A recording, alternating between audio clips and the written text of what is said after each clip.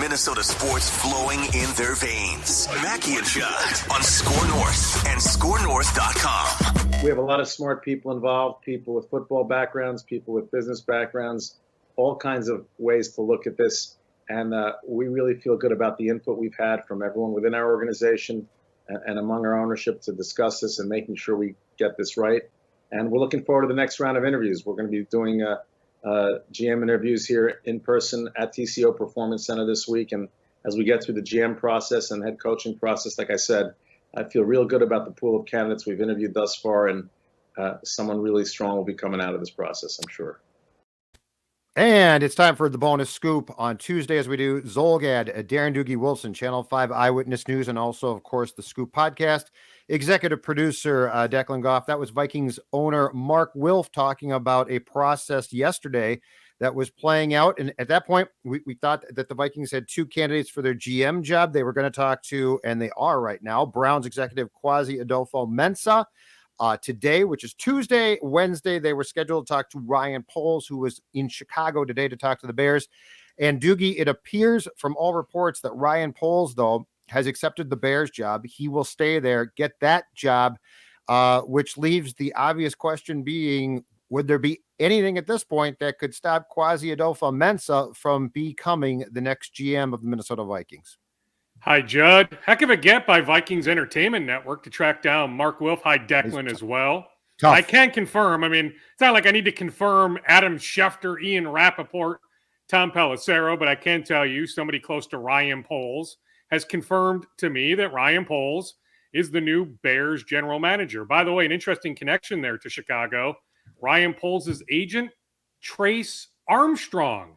Lengthy history with the Bears. In fact, at one point, 6 to 8 weeks ago, his name emerged as a potential candidate for the Bears GM job. He's not the Bears GM, but his client is. So Ryan Poles will not be here in Minnesota on Wednesday. What changed? Judd, something seemingly changed. Mark Wilf, he used the word interviews, plural. That plan, when he recorded with Gabe Henderson of the Vikings Entertainment Network on Monday afternoon, the plan then was for both Adofo-Mensah and Poles to be here in Minnesota over the next 48 hours. So what exactly changed? Did the Vikings lose their guy because their guy, Ryan Poles, went to Chicago first? Here's my understanding. If you had taken a poll, no pun intended, but if you had taken a poll of those close to Ryan Poles, multiple people, back on, let's say, 2 weeks ago today, Tuesday, January 11th, if you had taken a poll then, they would have had the Vikings as the number one job, excluding the Raiders. Of the three jobs open at that point, the GM jobs, Vikings, Bears, Giants, they would have had Vikings number one. Not sure if Bears or Giants would have been number two.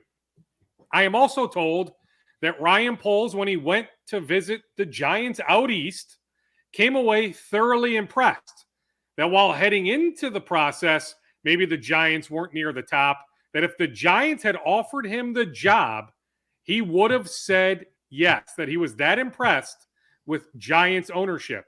So is it possible, as Poles flew into Chicago Monday night, was he impressed Monday night into Tuesday morning? The news broke Tuesday around 12:30, give or take, 20, 30 minutes. So everything ramped up Monday night into Tuesday morning. But what I am still trying to unearth, because Judd, there was legitimate steam over the weekend that Ryan Poles was the betting favorite. I said as such on Channel 5. I know Jason Lockenfora of CBS Sports had that steam. A former colleague of ours, Matthew Collar of Purple Insider, had that steam. We didn't all make that up. That steam was legit. So there's more to unearth. Something happened. I also have a hard time believing, Judd, it was a consensus in Egan that Adofo-Mensah is the guy. With Andrew Miller, yes, I'm convinced of that. We've talked about the influence Andrew Miller, Viking CEO, would have on this process going back weeks. I am not convinced up and down football operations, those who had their fingerprints on this hire all agreed let's hire Adofo-Mensah. That being said, there's a lot to like about Adofo-Mensah. But I'm telling you, Judd, that poll steam, there was legitimacy there. That is the angle we need to now unearth. We're still wondering what the heck happened with Rick Spielman when he showed up on Monday morning, January 10th, fully expecting to retain some sort of title. Yet at 7:30 in the morning, he is told he is fired. He thought he was walking into that meeting with the Wilfs to find out they wanted to fire Mike Zimmer, not him. I'm still working on that angle, but now the newest angle I am working on unearthing is something happened on the Ryan Poles front. I want to find out what. It has been mentioned that there might have been, and I don't know the time frame exactly of this, Doogie, but there might have been some type of preliminary discussion, at least, between the Poles camp, and I'm sure led by the guy that you just talked about, Trace Armstrong, and a potential contract, and that the Vikings might have come in low on the initial offer. Here's where that makes sense. The Vikings have to write 2 huge checks and pay off not just Spielman, but especially Zimmer, who I believe was approximately, according to you, around $8 million per season, correct? So I do wonder if Ryan Poles at one point in time had the Vikings at the top of his list and vice versa, but if for financial purposes, that might have changed.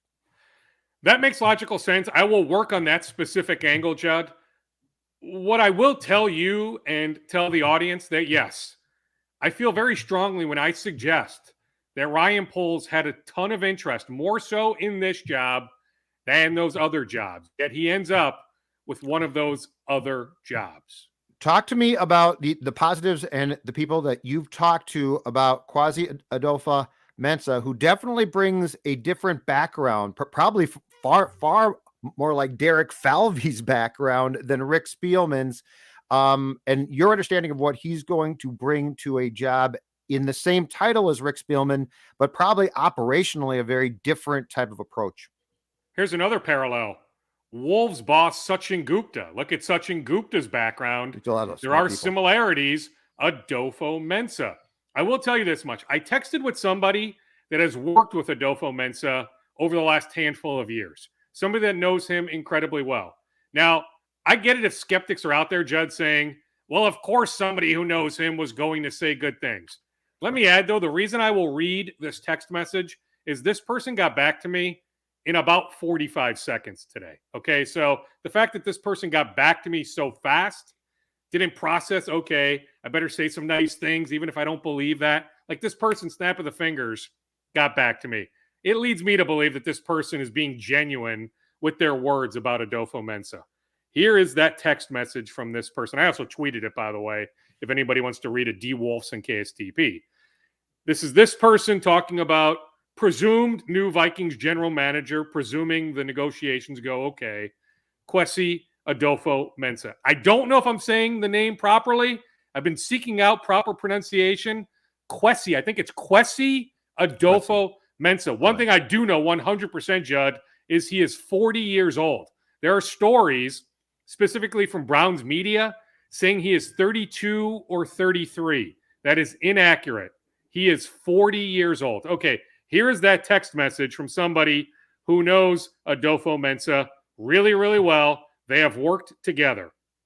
A brilliant, well-rounded leader with a great sense of humor and fantastic people skills.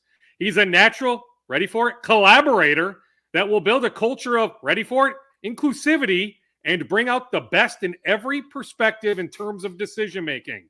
The organization will be in great hands if he is the hire. One other thing I'll add, Judd, whenever the news conference takes place, as soon as tomorrow, Thursday, Friday, I can promise you that Mark Wilf will spin this, that the Vikings got their guy. Whether they truly did get their guy, we need to unearth a little bit more on that. Judd, your microphone is muted. Oh, thank you very much. There you go. I coughed for a second. Excuse me. I give you credit because you going back, Dukes, to really the beginning of the search said that there is no question that among the group of 7 we know to be in that room, Andrew Miller had a huge say, which I didn't doubt, but I think it's backed up by this. And people think I can't stand the guy. I don't know him. I've just heard some things behind the scenes that aren't super flattering. But he's a business guy, and business guys have different approaches than sports guys. But where I give you credit, and where I think where your reporting proves to be absolutely accurate, is this one. Kwesi Adofo-Mensah is a much more of a baseball hire than a football one. Now football is trending in this direction. Cleveland actually tried this about 5-6 years back, but it's definitely not there yet. Miller comes from the Toronto Blue Jays, where he definitely worked in a baseball department that relied on what? Analytics, statistics, and all of that. So I think that your reporting has proven out to be 100% accurate, in the sense that I got to think Andrew had a very, very big say in trying to tell his bosses why he thinks that this is the right type of guy, as opposed to more of a football scouting background type like Rick was. I am sure that Andrew Miller has his guy. That Andrew Miller is incredibly happy right this second. What I'm working on is the football operations people. Do they feel exactly the same way? And I think these things can be true. That at least some of the football operations people said, hey, Ryan Poles should be our guy, but that we also like Adofo-Mensah. That, you can talk to Kevin Stefanski, you can talk to some others in Cleveland, you can talk to people he's worked under and with the 49ers. There's a lot of good there. The guy's background is uber impressive, like former walk-on basketball player at Princeton, commodities trader. Like, I'm fascinated to hear why he even went the football route. Like, if you look at his portfolio, his business background, 2011, 2012, what the heck convinced him to go work for the 49ers? Like, he was well on his way to being some big company's CEO, making millions upon millions of dollars, having semi-normal working hours. What convinced him to go the sports route, even though he was a collegiate athlete still? Like, that to me is going to be interesting to hear him explain that. But yeah, Andrew Miller surely has his guy. I am thoroughly convinced of that. But I still think when you have, Andrew Miller, Jamal Stevenson, Ryan Munnins, Rob Brzezinski, Ann Depner, Mark Wilf, Ziggy Wilf, maybe more, but certainly all those individuals, part of these Zoom interviews, how the heck could you come to a consensus? Like, I don't know how everybody would agree walking out of there, or off the computer screen, that, hey, Adofo-Mensah is our guy. Let's make sure he doesn't leave Egan on Tuesday. Who cares about the Ryan Poles interview? I don't believe that. I don't believe that, right? Like, and there's all sorts of different things we're hearing about different coaching candidates, right? Some Todd Bowles steam late last week. I've heard some stuff about Kevin O'Connell, but what exactly does that mean coming off Zoom conversations, right? But like, I have a hard time believing, right? And however the Vikings want to spin this, the idea wasn't just to bring one candidate to town. That face-to-face meetings matter. So there's something that was disconnected there. This was not the plan. They can sell Adofo-Mensah. I think just based on resume, he is well deserving. That's fine. There are always going to be question marks when somebody hasn't been a GM, then all of a sudden elevates to GM. So those questions were going to be in place regardless of who they hired from the original pool of 8 candidates. But I'm just telling you, the plan was never only to have one candidate come here to Egan. And now there are going to, once this is done, there's going to be real questions, Dukes, as well about, I think, how your football operations department is going to be structured, going beyond the coach. Like, would you bring in a veteran football executive to help out here? Because Adofo-Mensah sounds incredibly smart, but you don't know what you don't know. And there, I'm sure, are going to be intricate football things that are going to take him some time in this new job to learn. So like, this has been, because, the structure of this department has been, Rick is the football guy and he's the GM, but he's the old time scout and knows exactly. And so he had structured football ops in a way that made him comfortable. Well, that's going to change now. And so from that standpoint, would you bring in a veteran executive on like a consultant contract to help out? And then the other question is, do you want Adofo-Mensah to possibly help pick a young coach, or since we're going with an inexperienced GM, is the preference to do what I think Chicago is going to do, which is probably try and reach an agreement with a veteran coach who can aid the GM in his transition? Like, there's a lot of different question marks now that get raised with a move that puts a very smart guy, but new in this job, into that chair. Yeah, lots to unpack there. Now, I am told Munnins, Stevenson, Brzezinski all want to be back. I look for all of them to be back, but yeah, do roles change a little bit? I have a hard time believing Jamal Stevenson's role and Rob Brzezinski's role is going to change, but maybe Ryan Munnins' role changes to some extent. Do they look at bringing in one of the two Eagles executives that interviewed? Judd, I can tell you, Adofo-Mensah is very close with Andrew Berry, Cleveland Browns general manager. All right. Andrew Berry came from Philadelphia. So there is a connection to Brandon Brown, to Catherine Roche. Could they potentially look at bringing in one of those two from Philadelphia? Neither is number 2 in the Eagles front office. I don't know if Brown is number 3, Roche number 4, or if Roche is number 3, Brown is number 4, but Howie Roseman, number 1, and there's another guy that's the number 2 in Philly, even though he hasn't gotten any of these interviews. Then it's Brown and Roche. So you could sell Brown or Roche coming here in Minnesota as being the number 2 in the front office. That would be a promotion. So that's something I will keep an eye on. There are the obvious connections coaching-wise. Yeah. Mensah, his time from San Francisco with D'Amico Ryans, but also with Kevin O'Connell, Rams offensive coordinator. He was on the 49ers staff in 2016. Then there is Jim Harbaugh, the one reporter who is closer to Harbaugh than anyone. Last name is Bacon. He tweeted on Monday, don't sleep on, paraphrasing slightly, but yes, don't sleep on the Vikings as a Jim Harbaugh possibility. Yes. And Jim Harbaugh would be, you could make a case, the splash that Adofo-Mensah won't be. So like it's, I don't know if it would work, but it's an interesting thought. And I saw that same tweet, and at the time I saw it, I just sort of dismissed it as, well, what does this mean?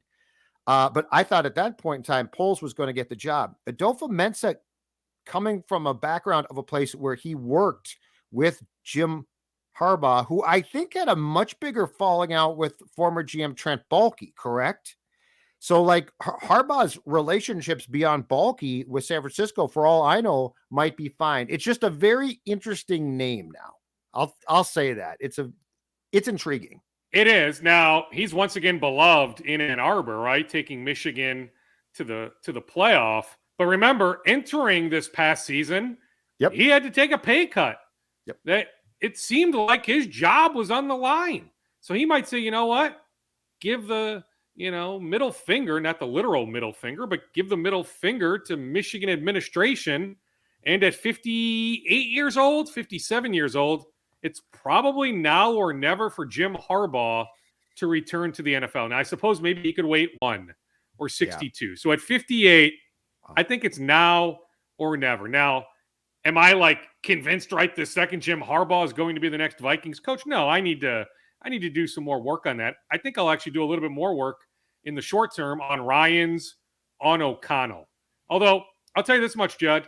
Somebody close to one of these GM candidates told me that the GM candidate had done a bunch of homework on, because who they want as a head coach, it came up in the Zoom interviews, okay? So all these candidates did their research on coaches. That it's not an automatic that you hire somebody that you have a connection to. Like this person told me, hey, look at Detroit. Quinn brings in his guy, Patricia. Now, we can debate whether it was fair or not that both lost their jobs, but both out of jobs within 5 years. Mm-hmm. It's not an automatic that you want to hire somebody that you have a connection to. You also know where the skeletons are buried. You know the negatives in that regard. But that being said, I'm telling you, I am going to do a lot of work in the next 24 hours on D'Amico Ryans and on Kevin O'Connell. I guess my question off of that would be is, would the Wilfs want to bring in a first-time GM and a first-time coach? And I don't know on that, but there seems like there might be some concern then about just a general inexperience in two key jobs. So I don't know. Yeah, I mean, there's no proof going back to 2005 that the Wilfs are willing to hit any sort of reset button. I can make a case that maybe they should, that you trade Kirk Cousins, that you cut Michael Pierce, you make some other pretty tough decisions on some veterans, that you become cap compliant, take your lumps in 2022, have a high draft pick 1 year from now when Bryce Young of Alabama, CJ Stroud of Ohio State, two upper echelon quarterbacks, will be draft eligible. That if Young or Stroud were in this draft, they easily would trump any of these quarterback prospects, the kid from Mississippi, the kid from Pittsburgh, the kid from Liberty, and it would not be close. So maybe the Vikings should take a step backwards in 2022 because moving forward, they could take multiple steps forward. But there's no proof that the Wilfs are willing to do that. Heck, we wonder about Green Bay. Is this it for Aaron Rodgers? Is this it for Devontae Adams? That the NFC North could be wide open, that the Wilfs might say, you know what? Let's run this thing back. That talent hasn't been the issue. The issue has been coaching. Yeah, we made the call because Spielman and Zimmer tied at the hip. Maybe some other things with Spielman, maybe bypassing Mac Jones, a couple other things. But that the talent is in place, that just with a little bit of coaching tweakness, that this team can get back to double-digit wins, that this franchise can return to the postseason as soon as next January. I mean, that's just, I wouldn't be shocked if that's the way the Wilfs are thinking. I'm just telling you, though, you could easily sell me on hitting the reset button, then making a run starting in 2023.